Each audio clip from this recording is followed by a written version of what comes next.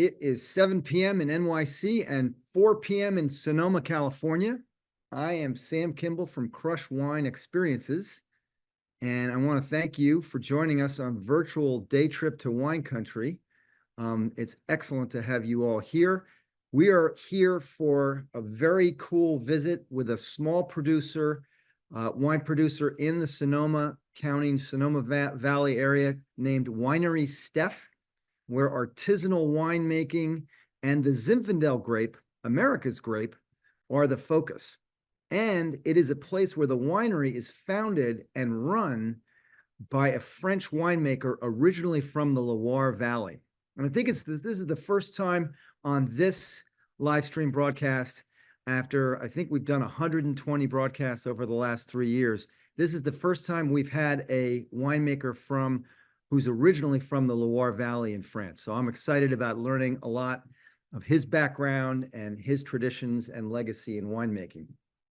The theme for tonight is love of Zinfandel, artisan wines, and French winemaking legacy and tradition. A little bit of background.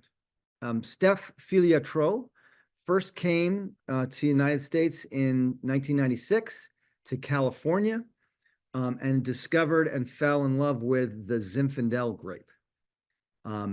He then returned to Europe. He was in various places for a while, and then came back in 2016, returning to California and starting Winery Stef, the winery that we're focused on this evening. He had a history of making wine both in France and Chile along the way.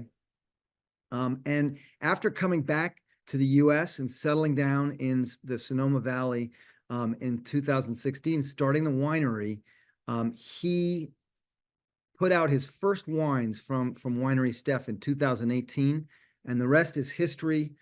He's a really interesting guy with some fabulous wines, and I'm excited to taste them. I haven't had a drop of any of them, so you're going to get the unvarnished first reactions from me as I taste along with Stef. And it's going to be a lot of fun. So I want to welcome everybody again. Thank you guys for tuning in with us. Please ask any questions or make any comments in the chat along the way. We will answer those questions, Stef and I, on the fly, live during the session. Also, if you would, or if you haven't already, please hit the chat right now and tell us where in the world you're tuning in from. I see we've got some familiar faces. Mark from West Orange, New Jersey. Nancy from Long Island. Hi, Nancy. Fort Lauderdale. Excellent. Welcome, Florida and Connecticut. So, yes, and more Long Islanders. Actually, I told a small fib at the beginning of the broadcast. I'm not in New York City. I'm actually out in the eastern end of Long Island in the Remsenburg, West Hampton Beach area. But I do go back and forth quite a bit. Hi, Arenka from New York City. That's awesome. All right, guys. Well, thank you so much for joining. It's going to be a fun and informative session, and we're going to jump right into it. So this evening, we're going to travel virtually to California and the Sonoma Valley. And so what I'd like to do right now is I want to share my screen and pull up a map of California specifically, and a little bit of an overview of the area that we're going to, because I think it's really instructive to see. So bear with me 1 second. We'll put this up on screen. And all right, so if everybody can see this, so this is kind of a close-up of the map of Northern California. You can't quite see San Francisco, but you can see Napa. And Sonoma County is the area that is circumscribed with the heavy black outline.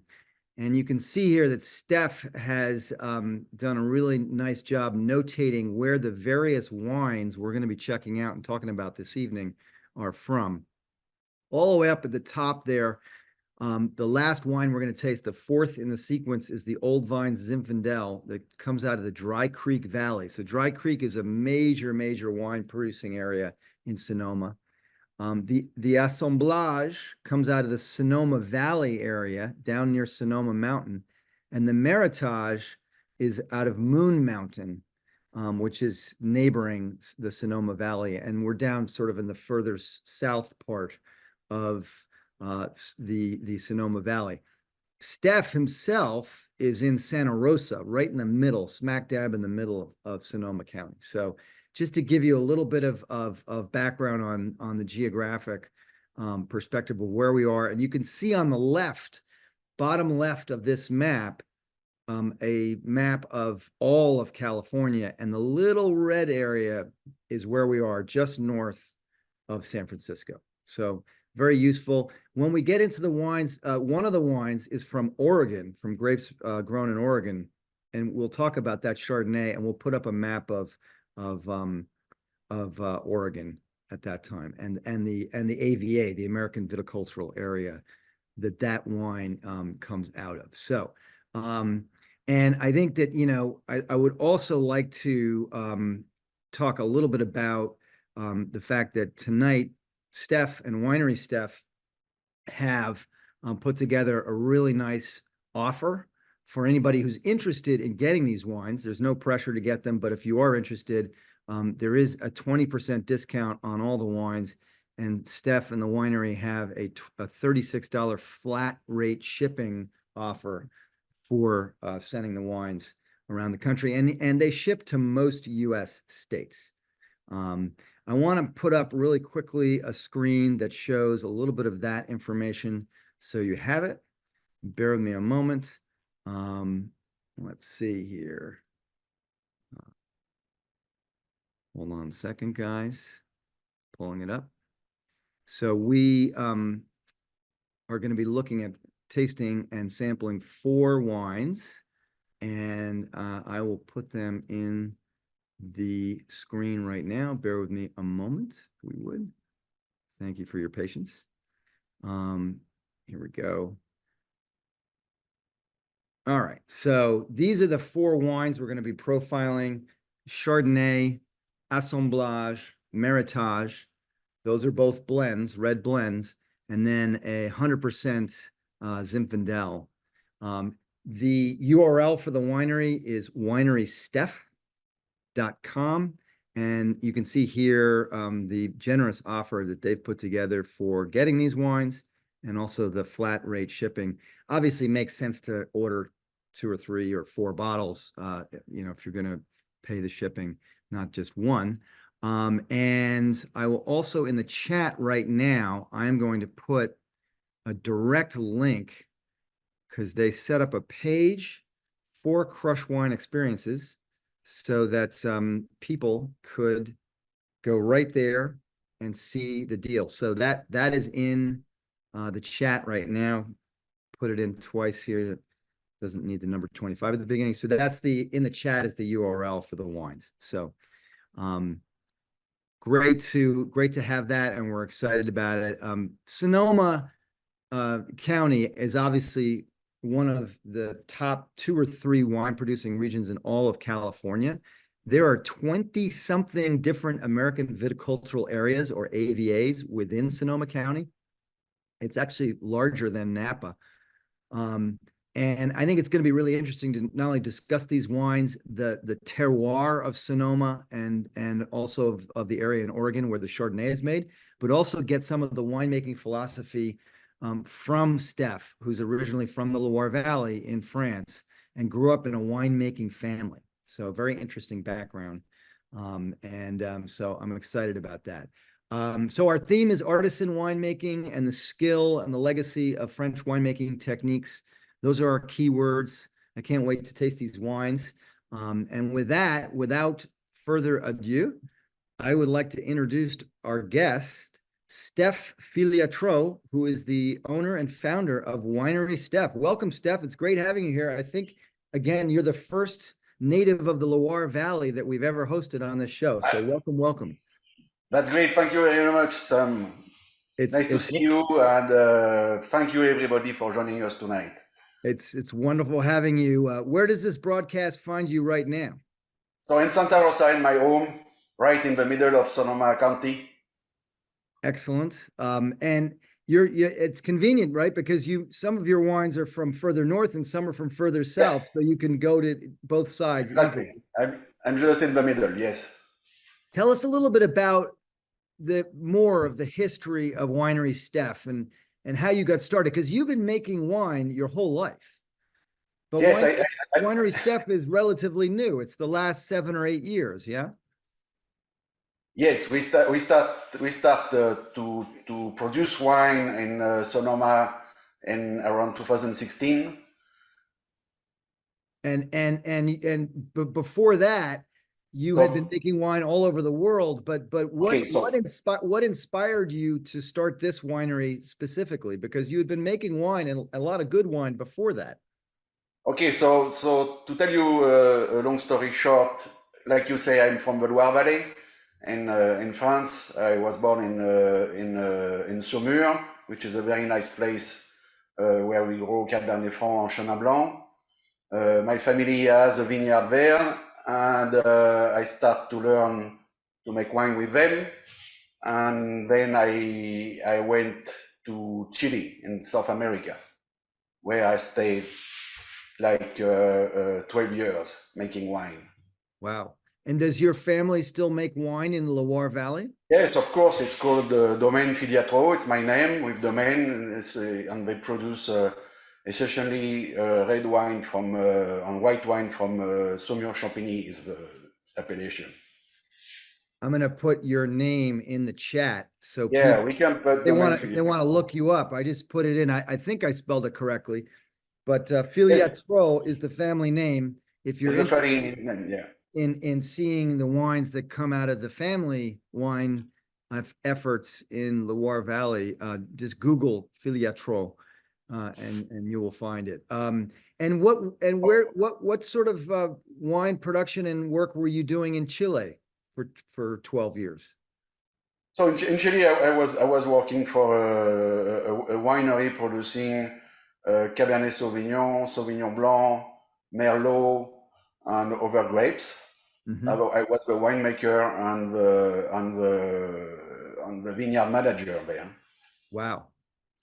And during that time, I made a professional trip to California, to Sonoma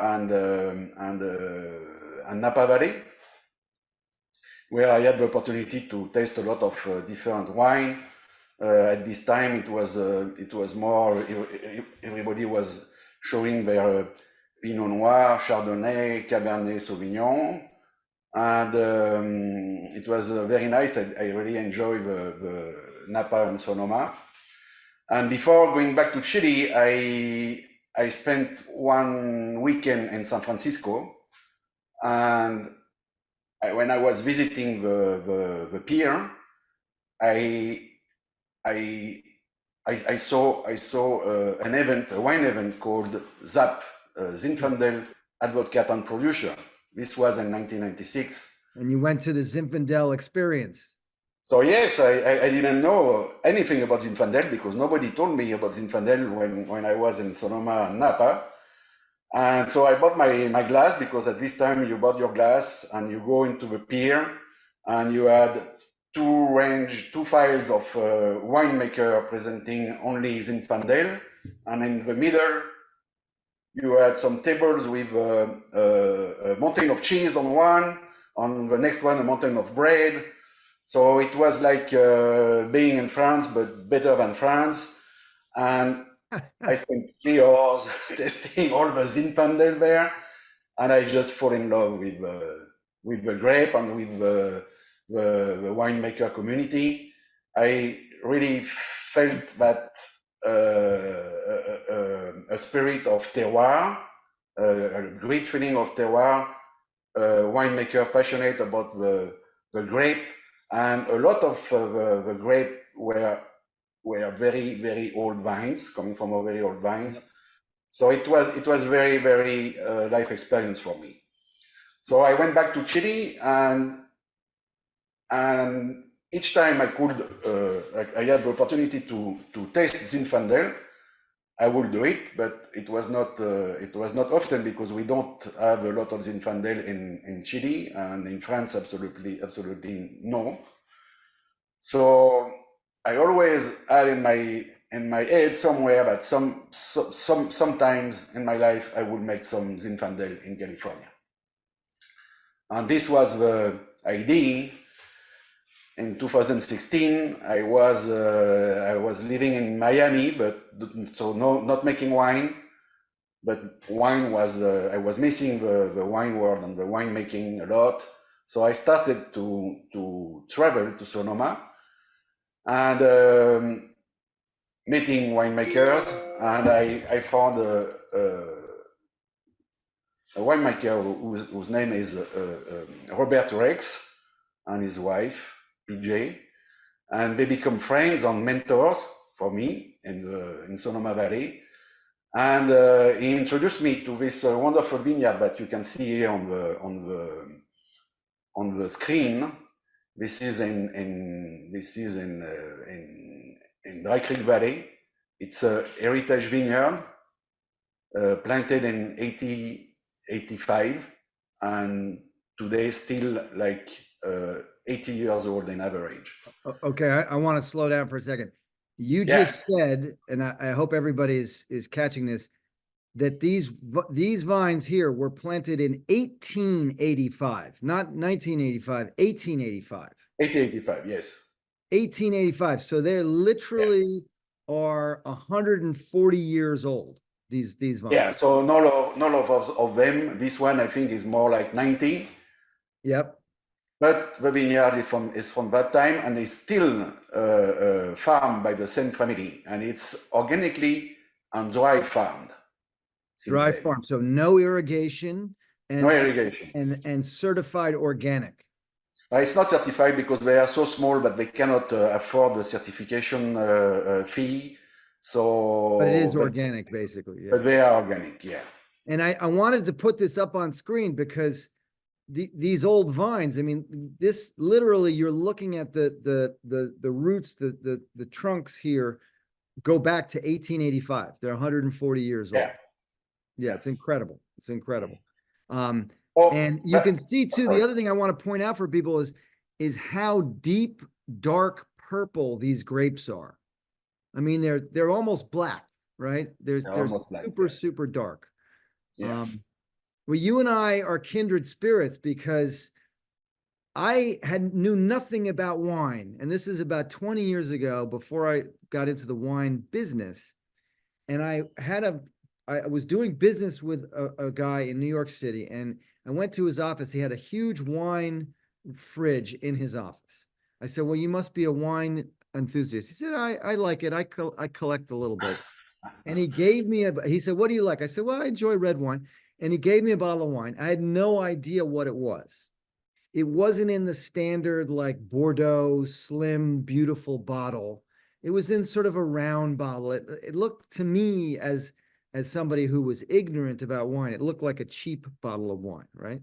I took it home. I opened it up. My wife was making a fantastic like spaghetti with like all homemade meatballs and red sauce. And I opened up the wine. I tasted it before we sat down to dinner. I let out a scream. And my wife said, "Is everything okay?" And I said, "This is the best effing wine I've ever had in my life." And it was a Turley Zinfandel from Napa Valley. It was a California red Zinfandel. And it was that moment I said, I need to learn more about this. I had no idea something could taste like this. And that was my introduction to the world of wine. Years later, like you, I went to the Zinfandel experience professionally. I was consulting for the group for ZAP. And I went this is about, 10 years ago, I went, and I was blown away. There were 120 wine tasting stations and it was incredible to meet all these very renowned winemakers, and the wines were spectacular. But you're the first French winemaker I've ever met who's interested in. Most French winemakers have a little bit of condescension about California wines and California wineries. They're a little bit, they look down a little bit on California, I think, Well, I don't, and I'm now today as the French winemaker in love with Zinfandel. Yeah. No, I mean So that's your calling card. Your calling yeah, card is you're the guy from France who loves American and Californian wines, which I think is great.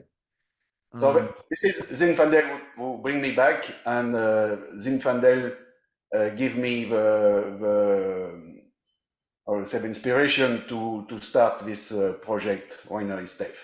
no, that's great. And I Yeah. mean, did we describe it accurately when we said you and the winery are all about artisanal winemaking? Yes. You're all about the California grape variety, like Zinfandel is America's grape. It's known as quote unquote America's grape. Yes. Um, and is that fair to say that that's the calling card of Winery Stef? It is. I only produce small batches of wine between 15 to 100 cases for each cuvée, and with the minimum intervention possible in the cellar. So, and I source grape from small grape grower who farm organically and ideally like the Zinfandel dry farm. That's what I'm looking for. And I'm very proud to participating to the preservation of those heritage vineyards. Yep.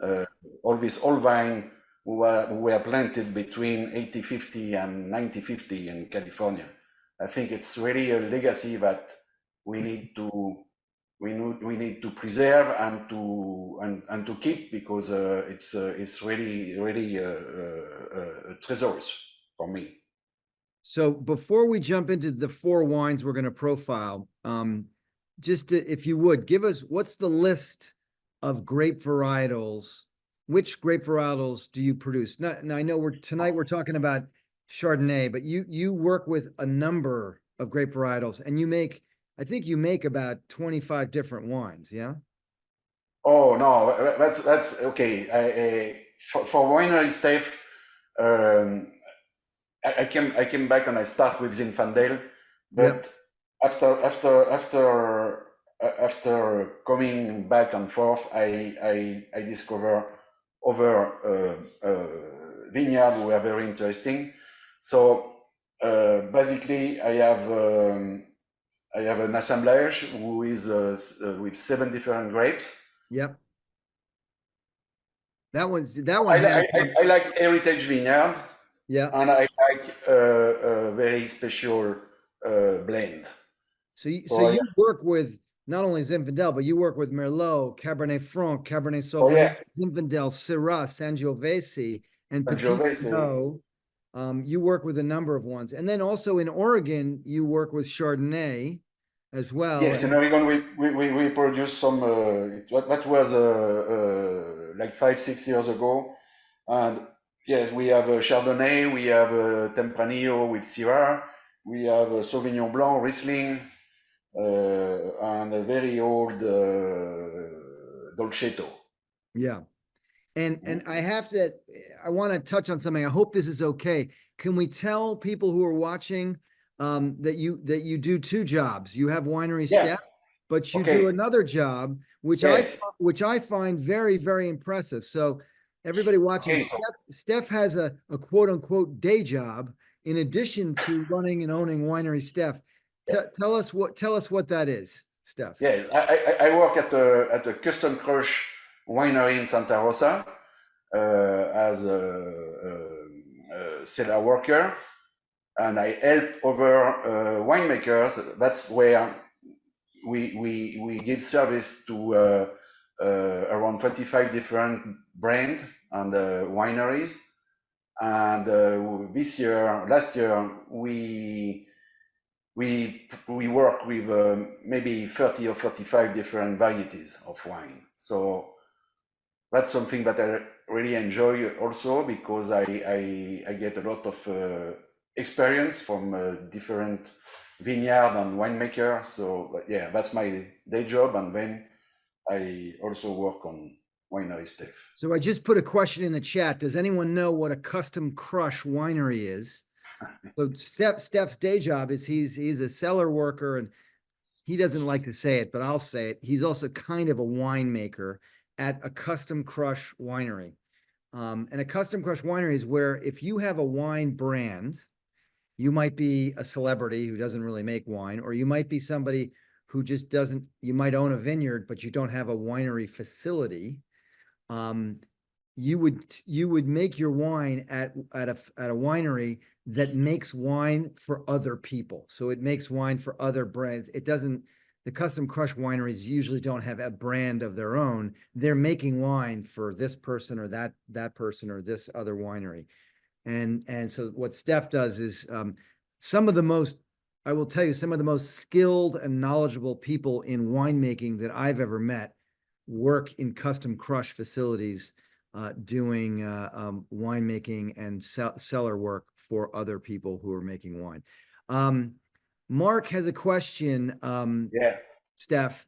Is the old Zin rootstock pre-phylloxera? Is it before the phylloxera? Okay, no, not this one in White Creek Valley because there is some nematode issue in the soil. So they have been always craft on American rootstock. Right, and Fine, American rootstock never had a problem with phylloxera, right? no, never. But they had with other issue. They had other things, but not phylloxera. So not phylloxera. Mark, phylloxera was prevalent and huge problem in Europe with vineyards and grape growing there. And the American rootstock is what was brought over to Europe to save a lot of the vineyards that were being ravaged by the effects of phylloxera when that happened. So But great question from Mark. To be precise in the answer, we can find uncraft Zinfandel and other grapes in California, but more in sandy soil because sandy soil. Sandy soil because phylloxera after attacking Europe came back to the States and destroyed also a lot of vineyard. Yeah, like 30 years ago. Yeah, no, it was a major event. So not this one, but yes, there is some on craft Zinfandel in California. Ungrafted. Okay, so Stef, I think we should start tasting wines. Okay. Are you going to taste along with me? Yes, of course. Excellent. All right, so we're going to start with the Chardonnay, which is this one's from Oregon, yeah. Yeah. And I'm gonna put, you can show your bottle there on screen. I'm gonna put up the I'm gonna put up a screen that shows the wine and the all the details, but I'm just pouring it here for the first time. And bear with me 1 second. Let's get that slate up that shows. I hope everybody open a wine at home, even if it's not mine. Even if it's not, I think that's great. It's wine time. So bear with me 1 sec, guys. We will scroll down to the Chardonnay. Here we are. Okay, great. So here it comes on screen. So this is a 2018, yeah? Yeah, 2018. And it's from Oregon. It's from Oregon. What part of Oregon is it from? So it's the most south AVA from Oregon. It's at the border with California, in a wine area called the Rogue Valley. It's around Medford, if you know Medford. It's a very nice place. It's in the mountain. It's very high, and it makes very fruity and crispy white wines. Super nice. It's light. It's got good balance. I like the bouquet. The not sure quite what I'm picking up on the bouquet. It's sort of complex. I mean, I get a little bit of stone fruit, maybe pear. Um, maybe some tropical notes. But really nice, good texture, good mouthfeel. Yeah, I like it because it doesn't have a lot of oak, and it's not buttery like a lot No, of. I can tell it has a little bit of light oak, right? Yeah. Yeah. So I'm going to put up on the screen, Steph, where this is from in Oregon. So everybody, this is a map with a number of the key AVAs or American viticultural areas in Oregon. You see up on the top left, there's that huge, the biggest one is, of course, the Willamette Valley. It took me a number of years, Steph, to learn how to pronounce that. It's Willamette. I won't try. People want to say Williamette, I wanted to say Williamette, but it's actually Willamette. Uh, But you're down in the Rogue Valley, which is in the southwestern corner. You're almost at the border of California. yeah, yeah, it is. It is at the border. It's like 5 hour drive from Sonoma. Yeah. It's a very nice drive over mountains. It's got to be a beautiful drive. Yeah, exactly. All right, so we'll put the wine back up. What's your favorite? Yes, Mark is correct. It's like damn it. That's how you remember how to say Willamette is damn it. Damn it. So Steph, what's your favorite dish or food to pair with this Chardonnay? I enjoy it a lot with cheese, and particularly with goat cheese. Well, I will tell you, and I'll share with the audience. You have Jeff goat cheese? sent his wines to me, and FedEx broke all the bottles. Yeah. So he had to send them again, and I got them. We started at 6:30 Eastern time on this broadcast, on this webinar. I got them at 6:15. So I did not. I had to wait, and I couldn't leave the house because the UPS driver requires a signature because it's wine. I couldn't go get the goat cheese at the store, so I'm having it with the brie cheese that I had in the fridge. Good. Well, it's quite good. All right. Shall we go to wine number 2? Okay. Wine number 2 is the assemblage. Assemblage. Now, why is it called assemblage? So because it's a blend in France. So in French, assemblage means a collection of things. Assemblage in the wine. Assemblage in French means a collection of things, of different things together. Yeah. Yeah. Yes, put together. So assemblage is a blend. It's also an art of blending different varietals on terroir to create more complex wine. So this wine is from 2016, and it has 7 grapes inside. 7 grapes. 7 grapes. Do you remember all of them? Yeah, 37% Merlot, 24% Cabernet Sauvignon, 12% Zinfandel, 11% Petit Verdot, 9% Syrah, 5% Sangiovese, and 2% Cabernet Franc. I think you're reading that. Yeah, I did. Yeah, I am. I have to read. So to explain Wow, you, man, this thing has a bouquet. Holy smokes! This aroma is absolutely fabulous. Wow. Thank you, Stan. Yeah. Wow. So these 7 grapes were fermented and made separately, and they were aged in barrel for 2 years separately. Yeah. And in 2018, we made the blend by taste. So we tried different portion of each variety to create this assemblage. After that, we made the blend in a tank, and once it was mixed, and blended. We put it back in the barrel for 3 years. Okay. So this wine was aged 5 years in the barrel, in neutral barrel, before being bottled in August 2021. Amazing. So today it's a wine that has almost 2 years, no, already 2 years in the bottle. So it's a wine that is ready to drink and enjoy. Delicious. It's got some spice. It's got a really nice balance. This is a super food friendly red, 14.7% alcohol. So it's strong, It's strong, yes. but this is a really nice wine. Great with food, obviously.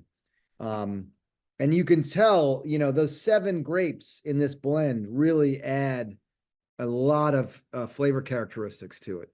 Okay, and composition in the mouth, because it Structure. fills everything.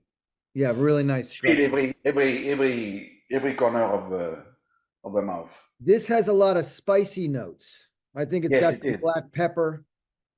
Pepper, that's for the Syrah. Yeah, from the Syrah. Really nice. Syrah, Zinfandel. All right. Now I didn't give you any warning of this, but I'm going to ask you, what food do you like with this one? But it can't be a cheese. It has to be something like a dish. Not cheese, a dish. I would say ratatouille. Ratatouille? Yeah, a nice ratatouille. And Nancy says prime rib.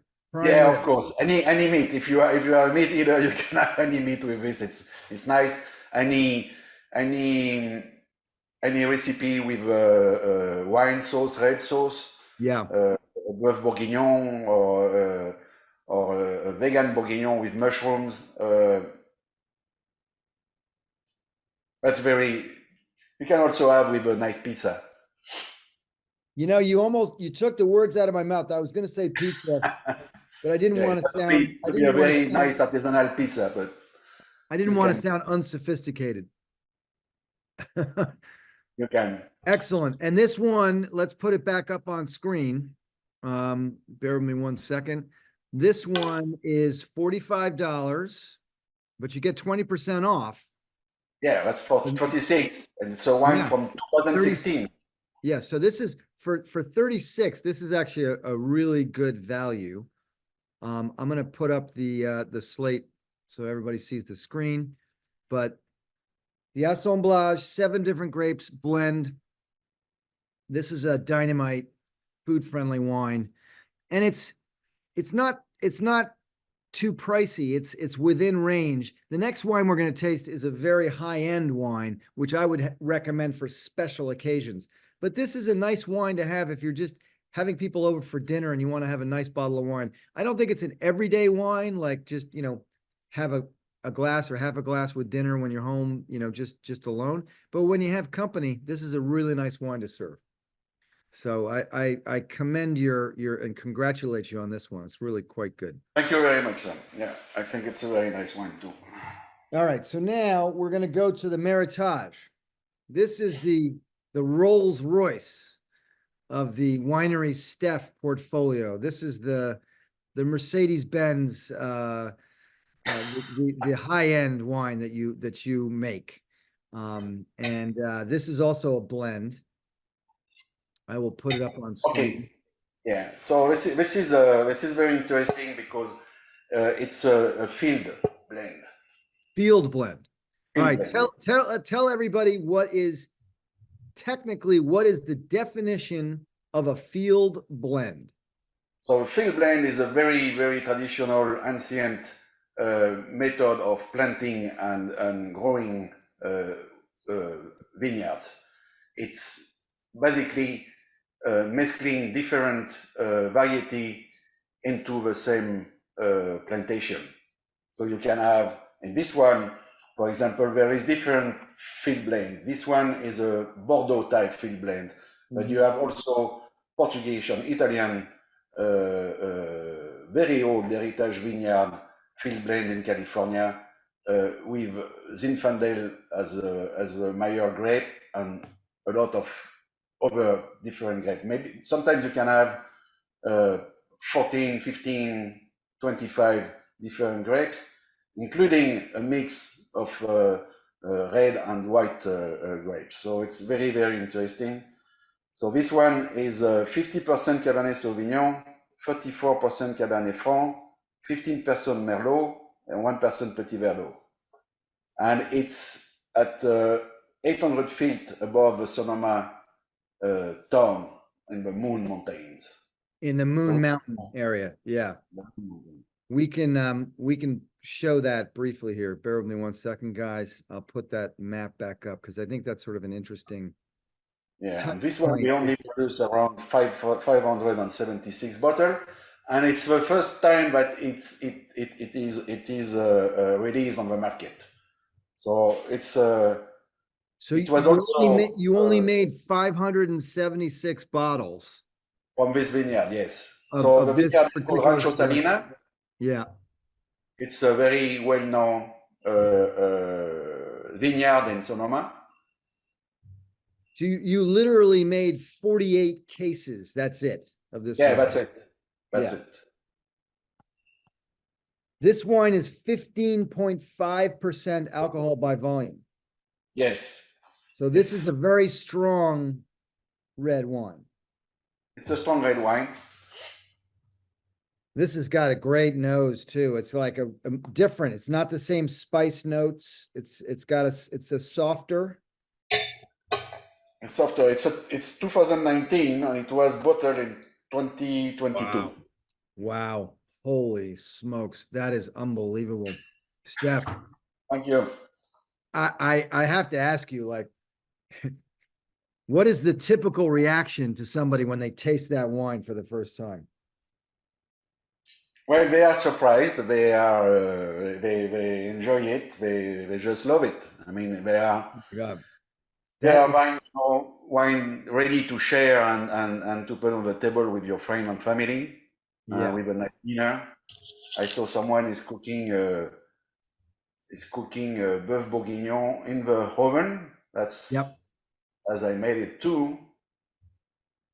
So you like beef bourguignon? By the way, I like the California red with Thanksgiving meal. Like this one is so good. If you bring this to Thanksgiving dinner anywhere in the US, you make friends. Whatever danger of the conversation veering into politics will be solved by this wine. This wine will solve our divisions. That's a good one. I mean, man, but this is a special occasion wine. I mean, you know, look, it's 20% off, which is awesome. So it's not 90, it's 72. It tastes like 172, but this is not an everyday bottle. This is a bottle for a special occasion. This is the bottle you bring to Thanksgiving or you bring to a special dinner or meal with family, friends, other. But this is a fantastic wine. How much do you have left, by the way? Around 500 bottles. But I'm just releasing it. We didn't sell it anymore. No. And what I can tell you is that other well-known wineries source grape from this same vineyard, and they usually sell the bottle between 120 and 140.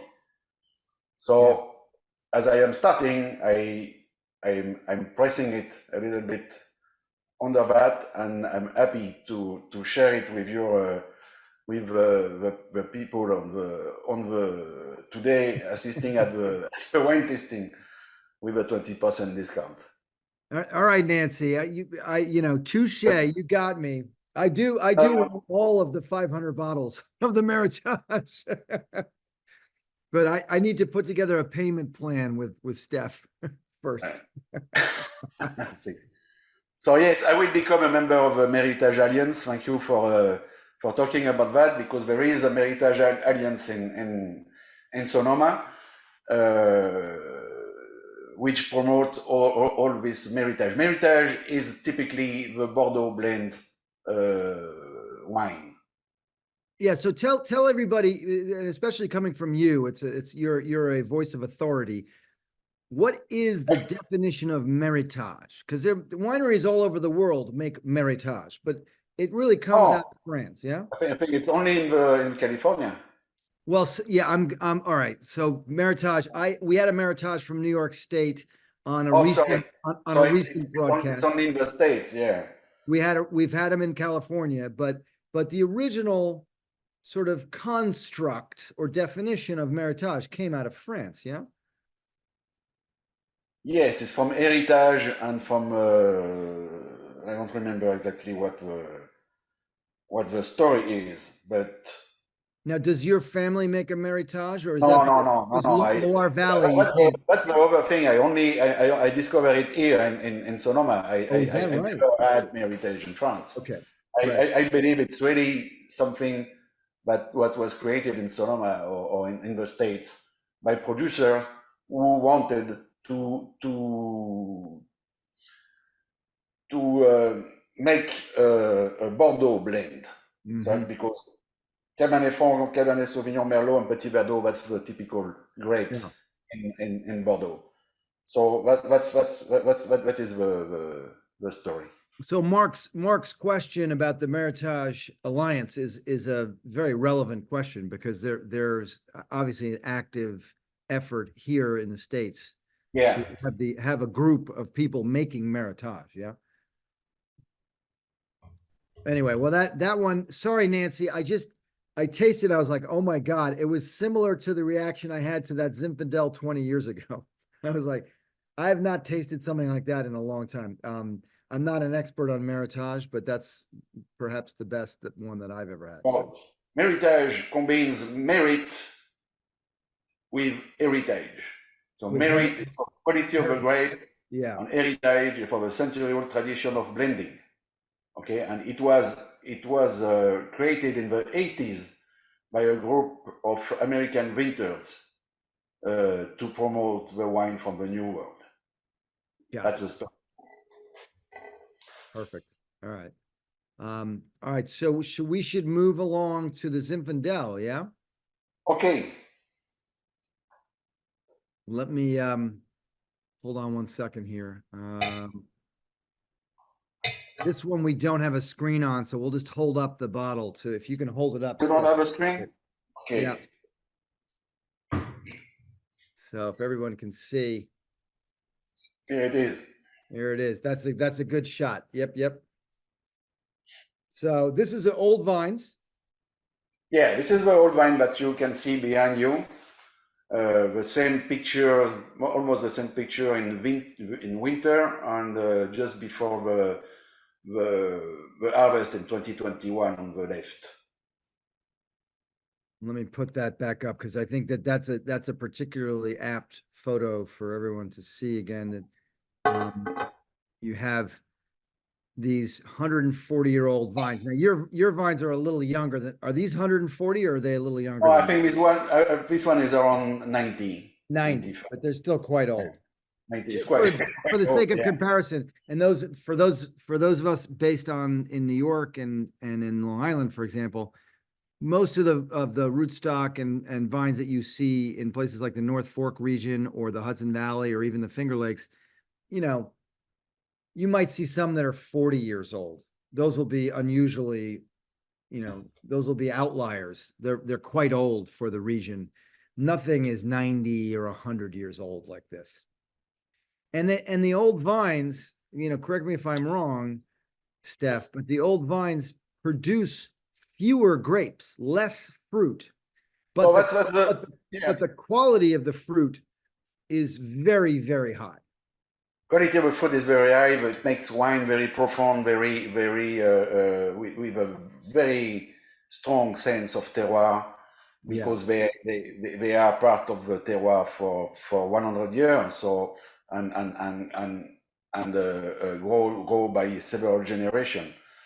Um, that's why I always say that, and I'm happy to work with other winemaker and grower to preserve that heritage. Because, like you say, as it becomes a lower and lower production every year, and the grape is not enough paid to the grower at enough high price to make sense economically for him to continue to grow it. These wines are disappearing. They are Well, people because are eventually thinking those about eventually yeah those because vines they're gonna die. They're gonna die. The vines eventually. Yeah.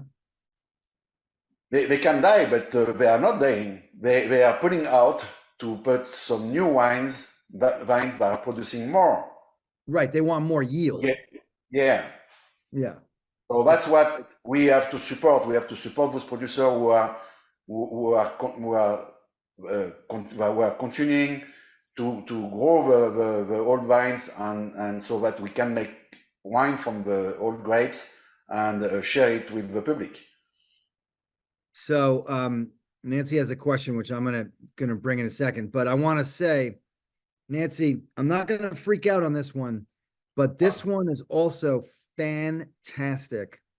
It's so balanced, Stef. It's got such great mouthfeel and texture, and it's a light structure, very light structure for Zinfandel. But this is just absolutely wonderful. Now I know this is why you are the French winemaker who loves Zinfandel, because Yes. you can taste the passion and the dedication and the love in this wine. It's Thank really, you. really nice. This You is see, a beautiful old vine Zinfandel. and this is also from 2018, aged 3 years 18. in barrel and bottled in 2021. Oh my God, the fruit forward. It's got some nice residual sugar, but not too much.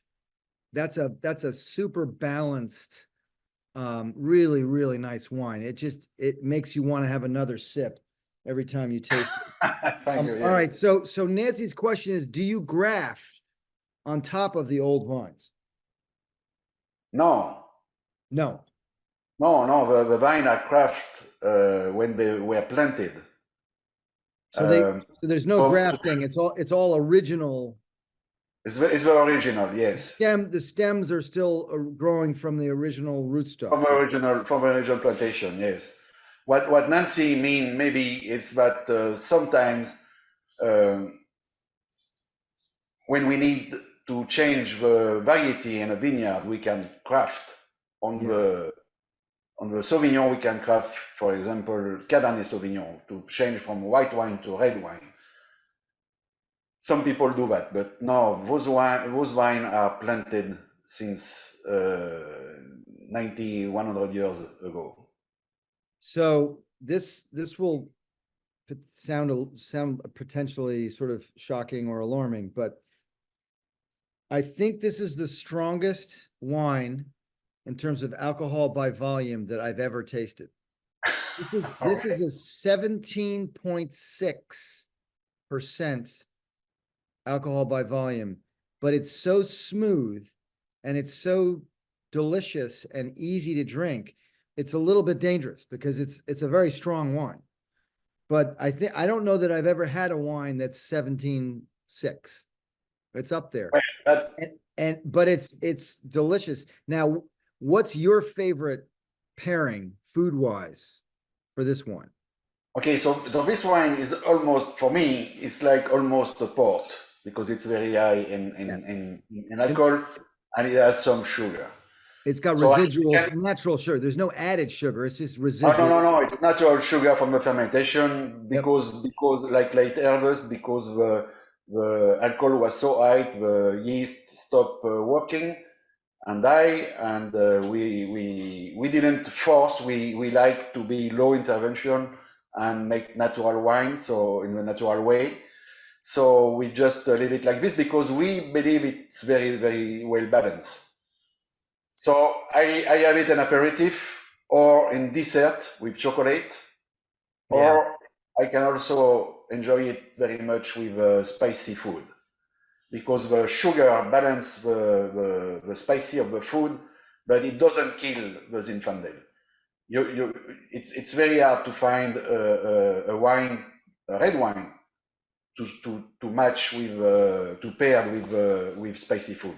Normally, you drink rosé or white wine, but this one, I think it's really a good shot for spicy food. What would be a spicy food that you would have this with? Anything Mexican? That's from Oh, interesting. Wow. Huh. something prepared by my wife Maria, which is from Mexico, and my wife also helped me with in the winery to choose the wine because I want to mention that she has a lot of allergies, and when she drink a wine that has any too much sulfur or some chemical inside, she get very bad, very fast. So she inspired me to make wine the more natural possible, and she participated in the wine testing before bottling. So we are sure that our wine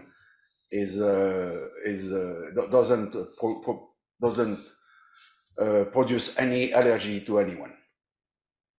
This one is absolutely delicious. The last two, I mean, all these wines are great, but the Meritage and this are just fantastic. I found the slate. I found the screen. So this is the wine, guys, that we're talking about right now. That's on the screen as you see it. Stef, do you have a wine club? Yes, we have two wine clubs. So we have a wine club